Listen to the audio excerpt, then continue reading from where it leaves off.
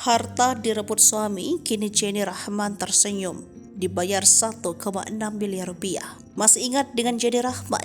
Aktris senior Jenny Rahman atau Jenny Rahman kini jadi sorotan setelah melaporkan suaminya atas dugaan perselingkuhan dan memalsukan tanda tangan. Jenny menyebut dari pemalsuan tanda tangan itu, suami dan wanita yang diduga selingkuhannya itu akan mengalihkan salah satu aset berupa sebuah rumah di Bandung, Jawa Barat. Pernikahan aktris Jenny Rahman dan Suprajarto diputuskan berakhir dengan perceraian. Perceraian mereka diputuskan Majelis Hakim Pengadilan Agama Jakarta Pusat. Mursyida, Wakil Ketua Pengadilan Agama Jakarta Pusat, menyatakan putusan cerai pernikahan Jenny Rahman dan Supriatjo dibacakan dalam persidangan yang digelar pada Rabu 22 November 2023. Sementara gugatan rekonvensi Jenny Rahman dikabulkan sebagian. Dalam putusan gugatan rekonvensi, Jenny Rahman menerima nafkah iddah 600 juta dan mut'ah 1 miliar rupiah dari Suprajarto. Meskipun kini sudah sangat jarang muncul di layar televisi, Jenny Rahman merupakan artis senior yang terkenal selama beberapa dekade. Lantas siapa sosoknya?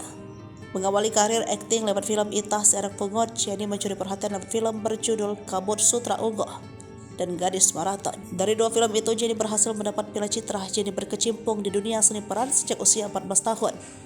Berawal dari peran-peran kecil atau figuran. Dari peran kecil, Jenny akhirnya sampai pada titik hingga mendapat julukan sebagai The Big Five bersama 4 selebritas terkenal lainnya. Mereka adalah Roy Martin, Yati Octavia, Robby Sugara, dan Doris.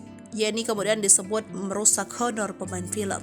Karir cemerlangnya di dunia film ternyata pernah mendapat pertentangan dari orang tua Jenny. Kedua orang tua Jenny tak setuju anaknya terjun ke dunia film ini karena Jenny sering meninggalkan sekolah untuk ikut syuting. Tak hanya berkarir di dunia hiburan, Jenny juga diketahui terjun ke dunia politik dan bergabung dengan Partai Demokrat.